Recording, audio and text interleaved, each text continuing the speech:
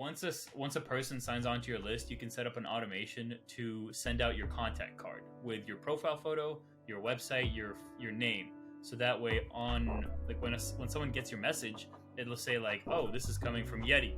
G'day, I'm Lockie, and welcome to D2C Slingshot, a podcast where we interview brand founders and industry experts to help you out on your own journey, and I hope you enjoyed this episode. G'day everyone, welcome to today's episode. Today I'm joined by Nikita, the owner of Aspect. You just want to give yourself a little quick introduction, what you do, who you work for, and yeah. Yeah, thanks for having me on, Lackey. My name is Nikita. I'm the CEO and founder of Aspect. We are a pure email and SMS agency, and we only work with direct-to-consumer brands. And I'm really excited to hop on and spill some SMS sauce. Yeah, so that's what I really wanted to speak to you about today is SMS. I think it's a criminally underrated aspect to advertising by e-commerce brands at the moment. Like most people are doing email, most a rough job of it and not going fully deep into the strategies, but SMS less so. So just want to give us a quick rundown into how that fits into an e-commerce strategy. Yeah, of course. And rightfully said, a lot of brands are doing email. Some of them are doing it correctly. Most of them are doing it incorrectly. I don't want to throw the shade out there, but compared to all the accounts that we audit, it's not looking good. And the same thing could be said for SMS. Like a lot of people think of SMS marketing as just a shorter version of an email. While technically correct, it's like the same retention channel, or it's bucketed into a retention channel. But when you're looking at it and you're looking at the psychology of SMS, there's a lot more to it than that. It's a very personal way to contact your subscribers, and you're literally in someone's phone. And when you think about it, your phone is the most personal thing that you have on you at all times. Leave someone, next time you leave to go somewhere, leave your phone at home, and then you'll feel like you have like your pants down, basically, because it's like, you need that thing. And the way you got to think about it, when you hit your customers up, you're hitting them in the most personal way. So that's where brands really fail to adapt their strategies to that personal touch. And that's where we try to, specialize in when we're working with our clients. Yeah, cool. Yeah, I definitely get that feeling. As soon as I jump in the car, before I even leave the gate, I'm like, fuck, where's my phone? So I'm always looking for it. So yeah, that, and with SMS as well, pretty much the only people who text me are like my mum, my grandma, and people who are really important to me. Other than that, it's like a Telstra telling me I need to resubscribe and to get the data roaming and stuff like that. That's it. So yeah, if you can get a SMS subscriber, I think the open rate's like 90% or higher. Is that true? Yeah, no, open rates are insane on SMS because, when people check their messages, they're going to open it, or at least they're going to see it. You're going to get that impression. Whether or not they're going to click on it and respond to it, or maybe even buy, that's a whole different story. That's where we dive into, the actual messaging structure of an SMS message versus, what's going to be seen. But yeah, the open rates are insane on SMS, and that's why a lot of brands are hopping onto that trend of utilizing it as a channel.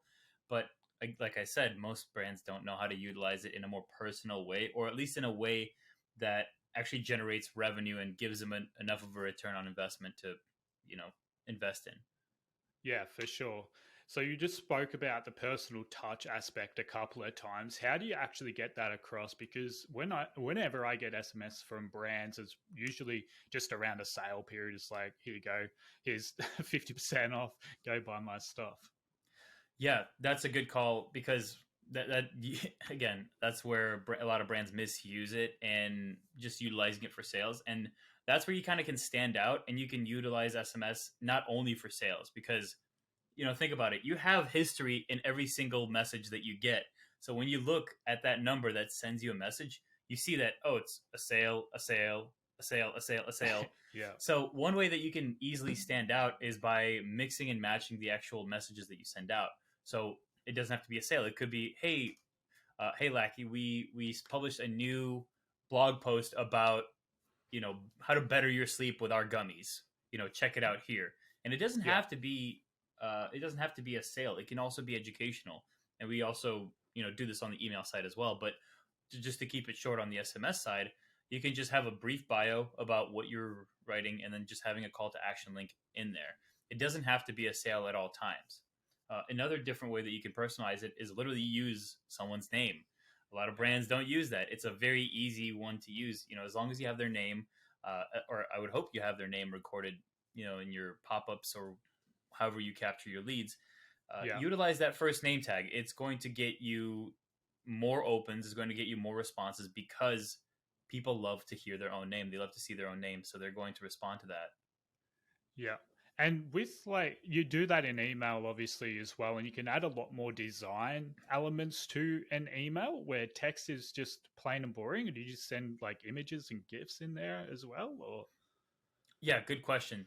So we try to utilize as much visuals as possible in our SMS messages. Yeah. There are a few transactional SMS messages that don't really require an image. Like, for example, if it's like a reminder about someone abandoning their cart, we would hit them with an email, and then if they haven't responded to that, we'll follow up with SMS because the 1-2 combo is going to be more effective than just email. So with that, you don't really need an image. But when it comes to educational or promotional, you'd want to have some sort of image or GIF attached with your message, because when you get just a plain boring text, it's a plain boring text. Most of us communicate in a very visual way. Let's say, for example, with you and your friends, most of the time they're sending you like a screenshot or a meme or some funny video. That's how we interact, and we're very visual people. So you'd want to include some sort of visual in there, whether it could be as simple as your product with a call to action, or with a headline and the coupon code that you're using, or the blog post and the benefits of that blog post. Something as simple as that could stand out significantly versus just sending a wall of text. Yeah, I hate reading text. So as soon as I see more than 3 lines, I'm out. I'm not reading it. Yeah. I'm just going to go ahead and throw that into ChatGPT to summarize for me. Yeah. Obviously, you just brought ChatGPT up. So how are you utilizing that through your marketing at the moment? Are you just pretty much copy pasting an email that you wrote and be like, ChatGPT, hey, turn this into a text message as well, and that's where you're finishing it? Or what are those extra steps that you're going to? So we are utilizing a lot of AI in our agency just for fulfillment sake, as well as other things like content creation and outreach. But when it comes down to the actual fulfillment, we utilize it. We actually have an internal tool that we custom developed. I have a friend from high school that ended up working together with our agency to help develop this internal tool that uses the OpenAI API to help us pre-prompt emails without seeing the entire prompt ahead of time. It's very complicated to explain without showing you, but basically, how you'd have prompt engineering, you'd have a paragraph, and then you have a little blurb come out, and it's like, okay, do this action. Basically, that entire big prompt is on the back end, so you don't see it. So this tool, cool. We can basically input all of the brand information, all of their customer avatar information, what keywords to use, what keywords to not use, as well as previous email examples, previous SMS examples, to spit out very, very accurate, pretty much on-brand copy without doing any of the copywriting ourselves. All we have to do is just feed it really good inputs, and we'll get really, really good outputs. So that's where we're utilizing AI in a lot of our copywriting processes, not so much on the design side, but then again, we do have one of our employees testing out the generative AI. What is it called? It's like the beta program in Photoshop, not Midjourney, but Photoshop just came out with you highlight this area, put in a prompt, and it'll automatically fill in for you. So I guess those are the two main ways. But to answer your main question of utilizing it, here's an email, shorten it. We have done that. It's worked out well, but it's not quite there. We still need a human touch, and to actually get it from 90% all the way up to 100% and be able to send it out for client approval. Yeah, for sure. One of the human elements that ChatGPT is missing is humor. Do you use a lot of humor in your SMS? Because, like you said before, like when I'm communicating with my friends, all we're doing is sending each other memes and roasting each other. So, are you using that human element, like the funny element in your messaging as well through text? Yeah, I mean that's one way to just get a really good response from people. Some of our clients are very, it's not really humorous. It's more like cheeky. You know, Yeah. I can't really come up with an example right now off the top of my head. You caught me at a very hungry moment, but we do utilize humor. I wouldn't say we use ChatGPT for that. We've tried the make it funny prompt or make it funnier or Oh, make it yeah, more it's casual. atrocious. It's not the best. So we still utilize our copywriters to create funny-ish or cheeky type messages, and they work really, really well because sometimes you get customers to reply like, "This is hilarious. I had to forward this to my dad," or "This is too Yeah. funny. I had to buy this product." Yeah, for sure. And it's like those brands that just reply to customer hate in the comments on, say, Facebook ads, and Yep. then they just screenshot that and then run that as an ad, and it's hilarious. And it gets so much more engagement than your typical ad as well. Yeah, Liquid Death is like the king of doing that. They would just screenshot bad comments and they would be like, "Susan thought that our water was just water. Susan's right. It is just water," or something like that. Yeah. Yeah, it's pretty hilarious, isn't it? So with obviously to send text out to a user's phone, you obviously have to get them to opt in first. And from my knowledge, SMS is a bit stricter than email. Is that right? Yeah, absolutely. So they're pretty much with every single opt-in that we have for all of our clients, there's a fat paragraph below the enter your phone number Yeah. section because it outlines like, hey, these are the compliance rules. If you want to opt out, please opt out. And we actually respect a lot of our subscribers' privacy. So if they do want to opt out, we're not going to bother them. They're immediately deleted from our list because what's the point of sending messages and wasting those SMS credits for someone that's Yeah. not even going to bother opening or trying to do anything with your brand? Yeah, for sure. And like, what strategies have you used to get SMS opt ins? Like, are you just attaching that to the email sign up, or how are you going about getting those opt ins? So there's a lot of different strategies. Excuse me. There's a lot of different strategies that we utilize internally. Yep. So the first one that you literally just mentioned is we have a two-step pop-up. So first one gathers the email, and then once they put in their email, we're like, hey, we also do SMS messages, or we also do text, and that way we get a phone number. But there's also different ways that we do it. There's another way of literally just running an ad that says text this number for text this number, I don't know, pen, for example, and get this free pen offer. And run that as an ad or just like a view through ad only. So that's one way to generate SMS subscribers. A different way that we also use is you doing product launches. So, for example, like if we're doing a product launch or if we're doing some sort of sale, like for example, 4th of July is coming up here in the US, and that's a pretty big celebration, but also it's a really good period for sales for a lot of the ecom brands. And Yeah. one way that we hype up that specific sale is before we launch the sale, we ask people like, hey, if you want to be a part of this, it's like we're going to sell out. You want to be a part of this before we sell out. Join our SMS list because you will know about everything first there. And then we Mhm. have like the call to action of the email that we send out goes to like a landing page for them to sign up for SMS, or it just goes to like a pop up page to sign up for their SMS number. So I guess those are like the three big strategies that we use to get SMS numbers. Yeah, cool. And is there like a typical software that you use for SMS? Like Klaviyo is obviously for email. Is like, can you send SMS through Klaviyo, or are you using a different software, or how does that work? Yeah, so every client's different. Every client has a different tech stack. That's just the nature of being an agency. You kind of have to adapt to Yeah. what agencies are using. So it's pretty much a mixed bag. Some of our clients have Klaviyo as just their email and they have Klaviyo SMS. So that makes it very easy Okay. for us to track customer data and be able to personalize a lot of uh, the SMS messages that we send out. But some of them Mhm. are on Klaviyo and they have Attentive, or some of them are on Klaviyo and they use PostScript.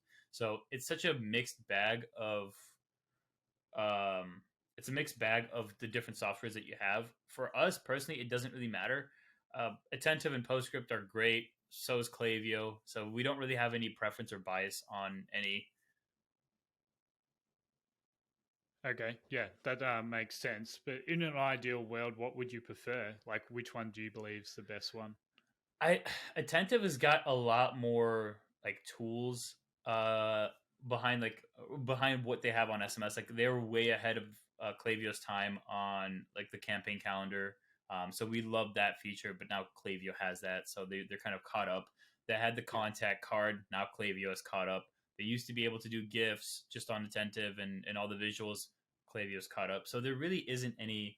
I'd say Attentive is like the best one if you were to just do SMS. But at this point, Klaviyo's caught up with a lot of the products that they've been releasing over the last pretty much year to year and a half that you could just run everything through Klaviyo. yeah, fair enough. Yeah, there's so many different apps and different tech stacks. It's like impossible to keep up. So you usually just go the one with the best marketing or the one that pops up on top of the Google searches, and that's it. Yeah, the only reason why I recommend Klaviyo to do both email and SMS, it may be a little bit more expensive to do SMS than maybe PostScript or Attentive, but Yeah, for me, the benefit of having all the customer data in one spot is just it's too good because then you can have one flow that has all the information about your abandoned cart emails and then an SMS that easily integrates instead of having like a back and forth of like, maybe a customer signed on 30 minutes ago and you have to send out an email, but you also have to figure out how to time that with, Attentive on SMS. So it gets very convoluted in that regard. And some things may get lost in translation. Like if a customer purchases, you don't know, you may not know that until you've already sent out an SMS and you're kind of just blankly sending that out without getting data back from the store. yeah, for sure. And do you just want to touch on some of the typical flows that you run via SMS? Is it very similar to email, or is there some differences there?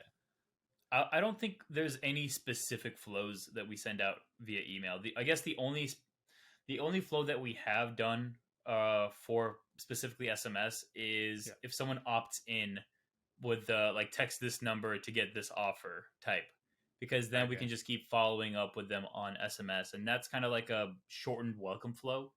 Yeah. But for the most part, the SMS tactics that we use in uh, in our retention strategies are mainly just piggybacking off of email, and we Okay. just insert them into our email flows, so they're basically integrated. Yeah. Yeah. And you're piggybacking off email because typically e-commerce brands would have more email subscribers than SMS. I would say it depends on the brand, but yeah, for the most part, they already have more email subscribers. Plus, we're able to convey a lot more information through email and use Yeah. SMS more so as a follow up in a different channel rather than the main selling point. Um, Typically, because the main reason I say that is because a lot of the brands that we work with, they have an AOV of above $100 to $150, and when Yeah. you get to that point, it's a lot harder to sell on SMS. Or at least that's what we've noticed with these sorts of brands. So that's where SMS is just a really good follow up channel rather than a main selling channel. And brands below that AOV, we see a lot more success with just utilizing SMS by itself rather than with Yeah. email. Yeah. More of those impulse purchases. Exactly. Yeah. Yeah. And you just touched on you can't convey a lot of value through SMS, and it's mainly just a touch point channel. Like, is there a character limit that you have to abide to? Like, say on like Twitter, if you're posting to Twitter? Yeah, pretty much. So glad that you brought that up because this is something that a lot of brands don't talk about or a lot of agencies don't talk about. There is usually like 150 to 180 character limit depending Yeah. on which tool you use. So typically you'd want to have your message. You'd want to have your intro, your meat and potatoes, and your call to action all fit within that 150 to 180 character limit. Yeah. Now, the first 50 to 70 characters are the most important because that's what you see in your text preview and your Yeah. notification drop down. So that is basically your subject line for your SMS messages. So you kind of want to optimize to have all your personal information, so like your name in that first 50 to 70 characters, you'd want to have your the information about why you're texting them. Yeah. And if you don't have, or if the customer doesn't have you added as a contact, you'd want to have your contact information in there. Not like the full length of like your website, your name, etc., but like your name at least, like your brand name. So Yeah. usually a name, like usually that intro would be structured as like company name, Lackey, we have this sale going on, or did you see this? And it's like an eyes emoji. That would get someone to open, of course, because it's like a very personal way to interact with someone. And then you line break into the actual meat and potatoes of the message, which is like why you reached out. And then you have a call to action at the bottom. Yeah, there's definitely a balance between sending like really clickbaity stuff versus like just trying to grab someone's attention. Like I received a Twitter DM, I think it was yesterday. It's just like, hey, I hacked your Google account. And Dude, now you I and have every your other attention. agency owner. Yeah, I was like, I saw it around. I was like, oh, that's stupid. And then I opened up my message request for some stupid reason, and I saw it right at the top of it. It was like 3 of them. I was like, hey, your Google account's been hacked. I was like, piss off. Yeah, I had that. I pretty much spent like the entire like 30 minutes yesterday in the morning just clearing out my like the request inbox, just like blocking, deleting, blocking, deleting, blocking, deleting. Yeah. Yeah, it's pretty funny. Yeah. But what are some other common mistakes you see e-commerce brands making with SMS? I'd say they overcomplicate it.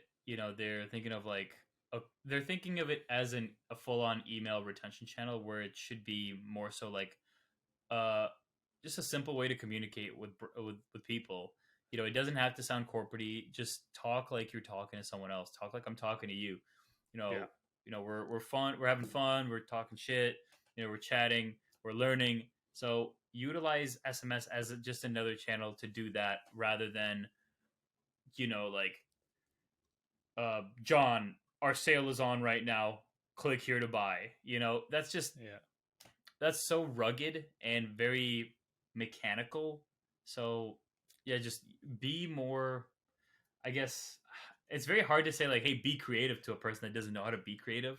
So it's just like try to, if you want, subscribe to a bunch of SMS lists and see what they send. And try to gather as much information as possible. And if you basically, how to put this, you'll know which ones are doing the best based off of which ones you open the most. And then you can base your messages off of that. That's the only thing I can recommend to brands that, aren't working with a dedicated SMS agency, is that, sign on to other people's lists and learn from them.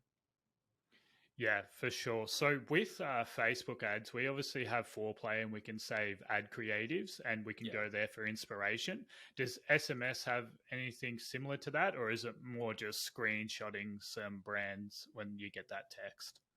It's I don't think there's really good emails, which is for on the email side, but I don't think, I am so sorry. My camera went out. I'm gonna run that back. So there is a tool for that on the email side, really good emails, but I've yet to come across something on the SMS side, purely because it's just harder to track because you don't really have that on your desktop. It's not as easily screenshotable. So for the most part, it's mostly just screenshotting. Like for example, we have a Slack channel in our agency called Really Good Emails, or not Really Good Emails. Maybe like Inspiration. I think that's what it's called. Yeah. And anytime I get an email in my personal inbox, or I get an SMS message in my personal inbox, I screenshot it and immediately send it there. So that way our team is up to date with like really cool designs or really interesting ways to engage with customers, or specific offers that we might utilize for our own clients. Yeah, for sure. And you want to name drop a couple of brands that are doing really well? I mean, honestly, Dr. Squatch is really, really good. Like you can't they do a really good job with. I mean, I have like a bunch of their soap in my bathroom. That's a good sign. But they do a really good job with entertaining, but also, they're trying to push you forward for a sale. Dude Wipes is really good with cheeky, like based emails around like taking a dump. Like, I don't know what else. They're wipes for your ass. So like, I don't know how else you can't make that funny. What else is there? I mean, Liquid Death is always a good example, but there hasn't been any small brands that have been like, that I've noticed that do SMS really well. It's mostly like these bigger brands that have it locked down really well. Yeah, cool. So you would say there's a bit of a gap in the market for those smaller e-commerce brands, maybe like somebody operating out of their garage or whatever, and if they can Yeah. get a hold of SMS, there's definitely a gap there. Because when I get SMS, it's definitely from those bigger brands, and I'm like, I know who you are, I know what you offer. Like, I'm not going to click through. Like that's just what it is. Like, I don't need anything from you right now. Whereas I feel like if I'm shopping for a smaller brand and then they throw like a blog post at me or a sale at me, then I'm more likely to click on that, I feel. Yeah, I think it's just those brands that are kind of running a skeleton crew. They're already very tight on resources, and resources being like people resources. They got orders to fulfill, they got products to innovate on, they gotta run all the marketing.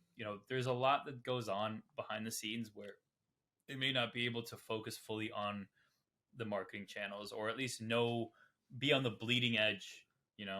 So I Yeah. mean, you do have like the obvies of the world where like they're building in public and they're able to get feedback immediately, but for the most part, you can't, like, those brand owners that are doing, like, I don't know, maybe like sub 50K a month, or maybe 100K or sub 100K a month, and they don't have an agency that they work with. It gets very difficult to keep up with those latest trends, and all they have time is to just quickly write up this text message to send out based off their sale.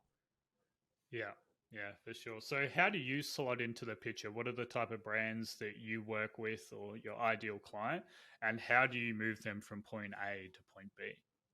Yeah, great question. So we typically work with D2C brands and e-com brands only, and they are anywhere between, like, I'd say like 80 to 150K a month in revenue. There have been bigger brands that we work with.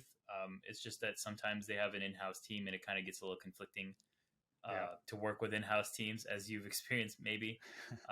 It's just like, okay, who's responsible for what, and then scope of work grows and whatever.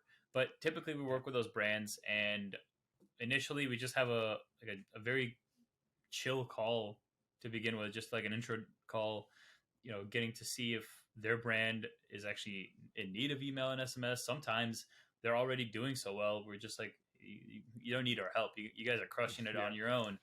Maybe like tweak these few things, but that's pretty much it.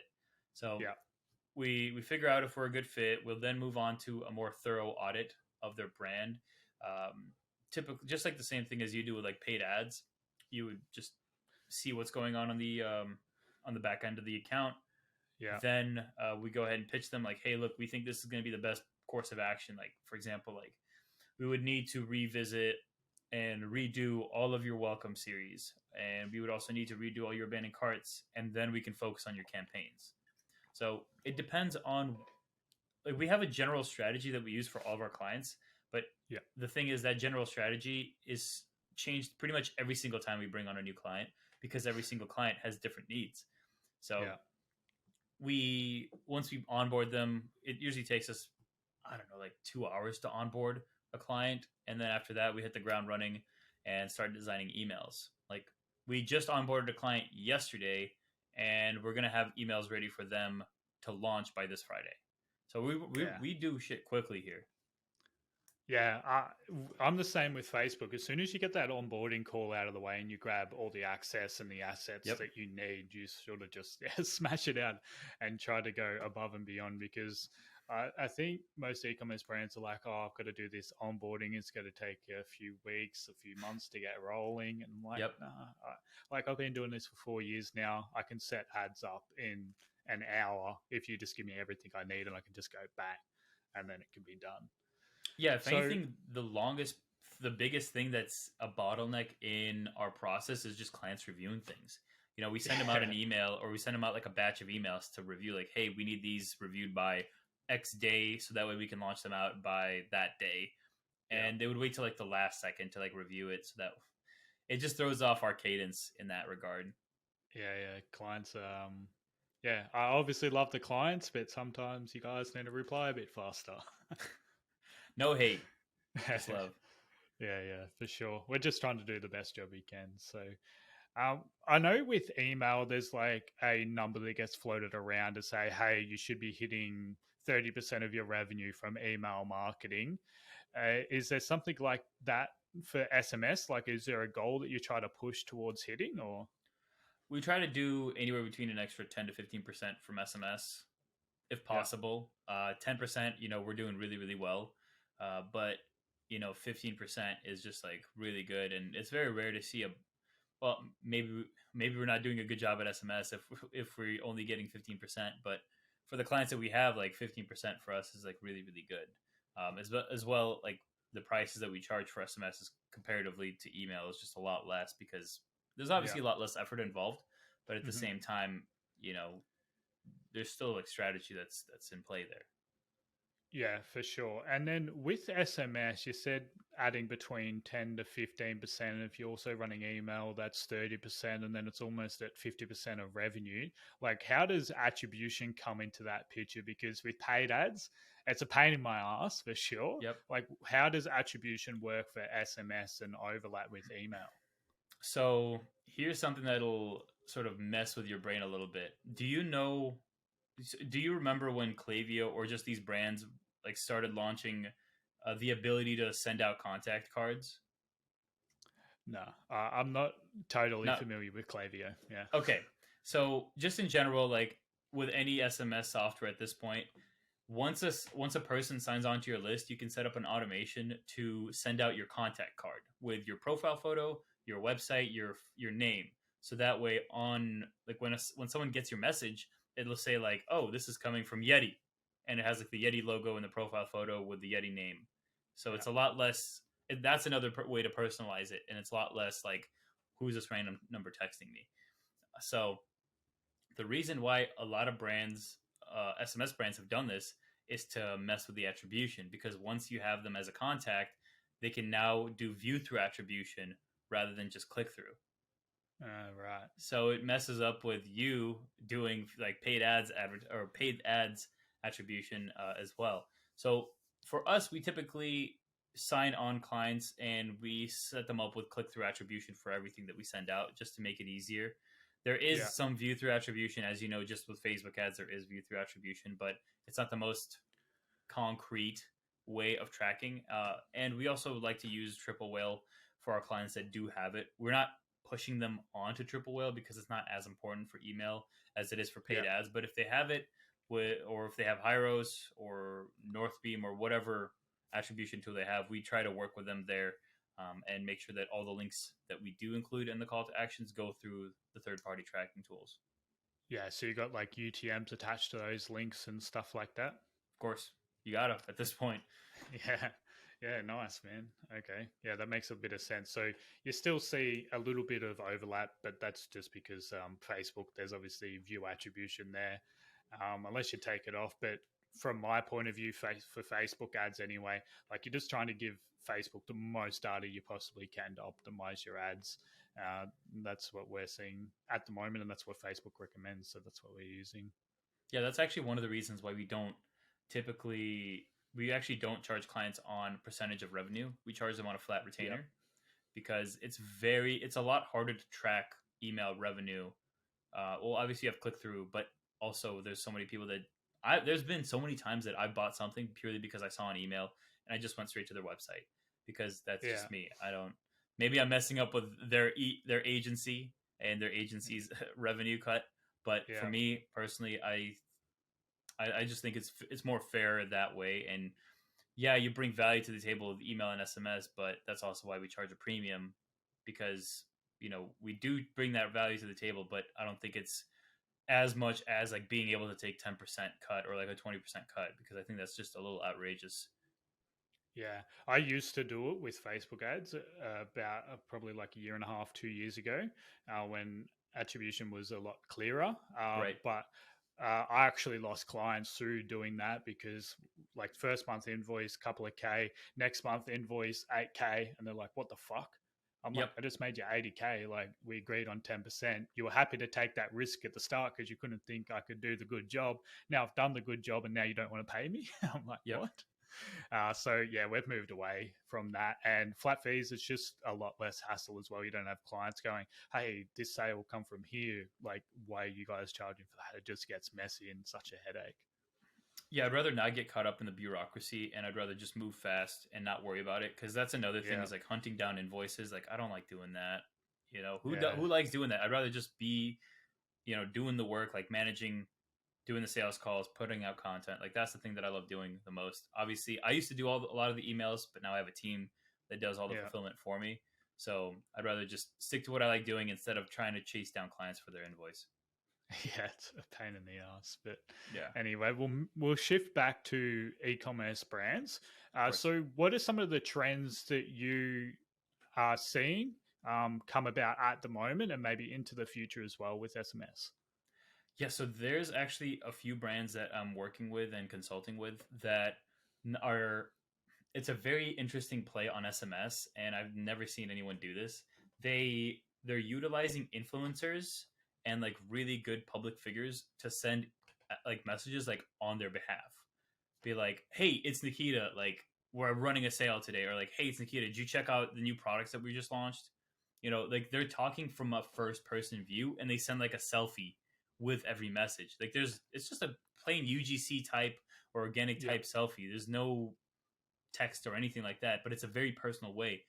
And all they have is just a very personal like message that they send with a simple call to action at the bottom, and it just absolutely crushes. It's like white label ads for you, I would imagine. yeah. So, is that coming from like the influencer's phone and their name, or is that coming from like under the brand name, and that's why they send the selfie along with it? Under the brand name. So it would Yeah, be like, for example, like if Yeti was sponsored by like, I don't know, Sylvester Stallone, it would be like yeah. Sylvester sending like a message of like, yo, it's Sly. We just launched a special collab with Yeti and Rocky. I don't know. Yeah, Something yeah, as like a stupid as simple as cameo that. style. Like, are you Yeah. able to send videos through SMS? No, not yet. But Okay, you can send GIFs. But yeah, even then that's not quite the same. I'd rather just send a photo. yeah, But they're not doing it like Cameo, where it's just a one and done. They're hmm, partnering up with the creator on a long term basis to okay, send out, like, to build up the audience with the creator, like leveraging the creator's audience and yeah, then working together with the brand to build up the brand, and also, you know, work with the creator to build up the brand that way. yeah. Interesting. Yeah, I definitely haven't seen it come through my phone yet. So, yeah. And what about some other trends? Do you see anything emerging over the next couple of years in the SMS space, or is it like just going to be just plain old boring text? Or I would hope. Like, I remember there was I think Via was they're like they're a software company. They're another SMS platform that you can send yeah, messages on. They had voice messages at one point, which is a hmm, fantastic idea, and I wish they still had, but they don't have anymore. So that would be really really cool to see if that is still being developed. Another thing is, I think just later down the road, like Apple and Google and Android are probably going to have a separate inbox on your messages. So that's one thing to look out for just on the horizon, where like you might have like a requests inbox in mm, your text messages. So that's just another, I guess, barrier to entry for agencies like us. yeah, for sure. And like in my text messages now, I don't know whether you have this over in the US or not, but pretty much every message that comes through just has like a spam thing on there. It's like this may be recognized as spam, That's and it's cool. like, yeah, whenever I get calls from a random mobile, I just like my screen just goes red. It's like this is known as spam. I So have I'm like, scam I'm not likely, answering. so I have that on the phone calls where it's like Okay, scam likely or probably a scam, but I yeah. don't have that on my SMS or like my text messages that I get. Okay, yeah, cool, interesting. Should be no problem for your brands because they've opted in anyway. So Oh yeah, yeah. yeah, yeah, cool. Do you have any questions for me in regarding Facebook ads? Uh, how? Not really. No, not. Yeah, I don't want to just a say. question off the cuff. Yeah, yeah. I don't have any questions, mainly because I used to run an ads agency. Aspect Yep. was a full stack agency about 2 years ago, and we used to do everything like email and SMS. Obviously, we had CRO, Google Ads, Facebook ads, TikTok ads, you name it. After about 5 clients that were full service, we kind of got burnt out as an agency. Yeah. So that was a very stressful time in my life where it was just a lot of work, a lot of fulfillment, and a lot of not fulfillment as in it was fulfilling. It was just us doing the fulfillment for our clients. So it Yeah. was just nonstop work, and we had to put a pause on that, and we had to transition into, or at least do some sort of pivot. And email and SMS was just a really good avenue for that because we had a really good design team Yeah. in place, and we're like, okay, cool, like we're paying our media buyers this much, but we're paying our designers this much. So, I'd rather just transition into the design side, and Yeah. that's what we ended up doing. We transitioned into the email side, and have not looked back, and have not looked at a business manager in a minute. So Yeah, that's fine. So, what made you make that transition? Was it like the COVID rush, and then everyone's like, "Oh, we need to move to retention marketing. People don't have money anymore." It's like it's always easier to sell to an existing customer than a new customer. So what made us transition into a full stack agency or to just retention? Just to the retention marketing side of things. Yeah, so it was actually three things. So number one, client success rate. Our clients, well, we had good success rates. It was like 60%, meaning 6 out of 10 brands are going to do good. 4 out of 10 brands are not going to do good. And I just Yeah. don't feel right continuously selling Facebook ads, knowing that almost 1 out of every 2 might not be able to, like, I might not be able to fulfill on my promise to help them scale or to help that brand grow. Yeah. And obviously that could be a part on my end of like qualification, and I'll take full blame for that. But Yeah.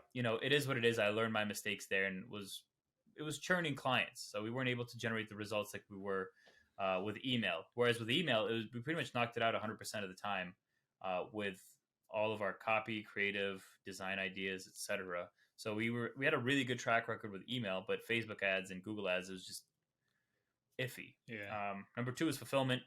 Fulfillment. It was a lot easier to fulfill rather than trying to do 5 different services. Honing in on one Yeah. specific service was just so much easier. And obviously, you have SMS as a separate service, but it's again It's under the same umbrella. It's like exactly, me when I'm doing Facebook ads. We also make Facebook ad creatives. exactly. Yeah, it's pretty much it's all under the same roof for the most part. So that was that, and just stress. It was less stressful to manage 5 services Yeah. than, or it was less stress managing one service over 5 services. Yeah, cool. And how have you seen that shift post COVID? And now we're sort of entering a stage where it looks like we're going to be heading into recession and the world's going to end, sort of thing. Like, how have you seen sort of the market shift from all these brands scaling through that COVID period, like very aggressively, to now I'm having e commerce brands coming to me almost on a daily basis saying, "Hey, we're going backwards or we're stagnant. Like, how do we get new customers at the moment?" Like, how have you seen that shift from COVID to now sort of a more retention marketing focus? Yeah, 100%. We see a lot more brands signing on with email as just another service because before COVID, you never thought of an email agency separately. It was just like you got Facebook ads and Google ads, and that's it, and maybe SEO. Email is Yeah. just your Facebook ads guy just knows how to do email because he knows how to do Klaviyo, but he doesn't really Yeah. know how to do it. Um, Yeah. so now there's more. I definitely see a lot more competition on the agency side. There's way more email agencies out there than there was like a year or 2 years ago. And I am definitely part of that problem. But yeah, a lot more brands are focusing on like how can we utilize our current email list, or how can we utilize all of our own data rather than going out and media and like spending money on ads and spending money on creatives and all that. So we definitely see a shift more on the email and SMS side to just utilize what they already have built up rather than try and get new customers. Yeah.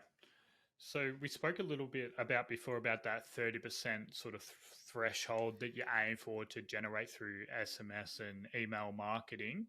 Like, what sort of revenue levels are people at when they should be aiming for that goal? Say, like a brand maybe making like 5K a month. Is that still the same? Like a percentage target is a brand going like 250K per month? I would say anytime you're above like I'd say like 20 to 30K, once you start hitting 5 figures, like the mid 5 figures, then you should be looking at that like as a good baseline.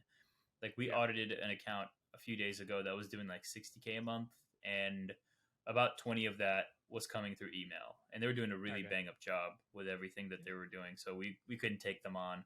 But on the other hand, there was some brands that were doing 20K, but about like 4 or 5K of that was coming in from email. And that's like, oh, we could see some improvement there. But at the same time, they're not really qualified as a client to be brought on, because we ideally, again, like we look for brands that are doing at least like 80 to 100K.